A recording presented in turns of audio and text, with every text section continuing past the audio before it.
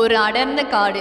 காடு என்றாலே இடம் நிறைந்த மரங்கள், வாசனை நிறைந்த பூக்கள் மற்றும் பழங்கள், தண்ணீர் கொட்டும் நீர்வீழ்ச்சி என்று அந்த இடத்தையே பார்க்கவும் மிக அழகாக இருந்தது. நிறைய மிருகங்கள் எந்த ஒரு கவலையும் இல்லாமல் சந்தோஷத்துடன் வாழ்ந்து வந்தன. அன்று காலை அனைத்து மிருகங்களும் உணவு சாப்பிட்டு கொண்டும் மற்றும் விளையாடு கொண்டும் இருந்தன. ஆனால் முள்ளமன்றி மட்டும் மிகவும் கவலையோடு அமர்ந்திருந்தது.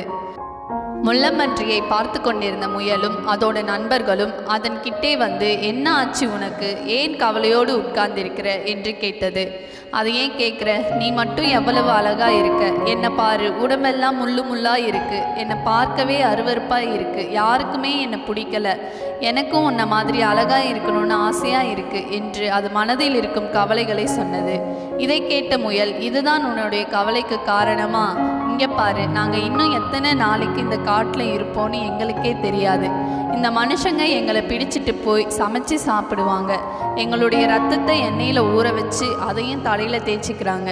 ஆனால் நாங்கள் எதை பற்றியும் கவலைப்படாமல் இந்த காட்டில் இருக்கிற வரைக்கும் சந்தோஷமாக இருக்கோம் என்று முயல் சொன்னது. முயல் சொன்னதை கேட்டும் முள்ளமன்றிக்கு கவலை போகவில்லை. மயில் அந்த இடத்திற்கு வந்தது. அதை பார்த்ததும், உன்னை போலையாவது நான் பிறந்திருக்கலாம், எவ்வளவு அழகான தோகைகள், எவ்வளவு லட்சணமான முகம் என்று மயிலுடைய அழகை பற்றி சொன்னது முள்ளமன்றி. இங்கே என்ன நடக்குது என்று கேட்டது மயில். முயல் எல்லாவற்றையும் சொன்னது.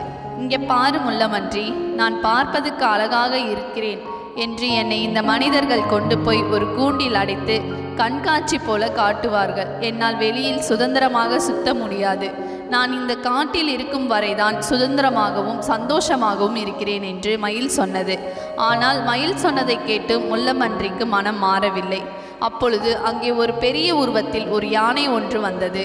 யானையை பார்த்ததும் மீண்டும் முள்ளமன்றி புழம்பத் தொடங்கியது.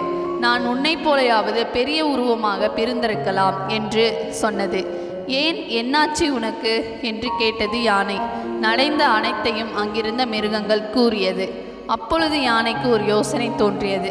இந்த முள்ளமன்றிக்கு உண்மையை புரிய வைக்க வேண்டும் என்று முடிவு செய்தது. இங்கே பாரு முள்ளமன்றி, நான் இவ்வளவு பெரிய உருவம்தான். நான் இந்த காட்டில் இருக்கிற வரைக்கும் தான் சின்ன சின்ன மிருகங்கள் எல்லாம் என்னை பார்த்து பயப்படுது.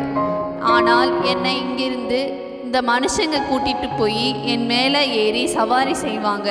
என்னை நிறைய வேலை செய்ய சொல்லுவாங்க. எனக்கு ரொம்ப கஷ்டமாகவும் கவலையாகவும் இருக்கும். நான் மட்டும் இல்லை, இங்கே இருக்கிற முயல் மயில் சொன்ன மாதிரி தான் இந்த மனுஷங்களால் ரொம்ப கஷ்டப்படுவாங்க. ஆனால் நீ அப்படி இல்லை. எப்போவுமே இந்த காட்டில் சுதந்திரமாகவும் சந்தோஷமாகவும் வாழ்ந்து கொண்டு தான் இருப்ப.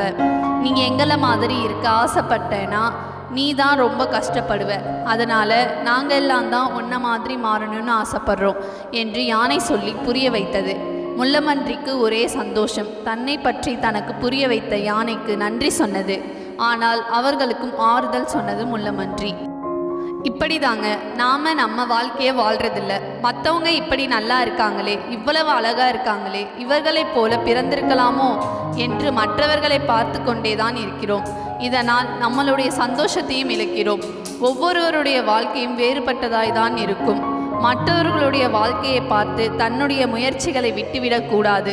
எல்லாருடைய வாழ்க்கையிலும் இந்த முள்ளமன்றி போல சின்ன சின்ன கவலைகள் இருந்தாலும் அதையெல்லாம் உதறி தள்ளிவிட்டு போனால் கடவுள் கண்டிப்பாக நம்ம வாழ்க்கையில் சந்தோஷத்தை தருவார் என்ற நம்பிக்கையோடு இருப்போம். உங்கள் வாழ்க்கையின் பலவீனத்தை பலமாக மாற்றுங்கள். வெற்றி எளிதில் வரும். மீண்டும் ஒரு கதையோடு சந்திப்போம். நன்றி.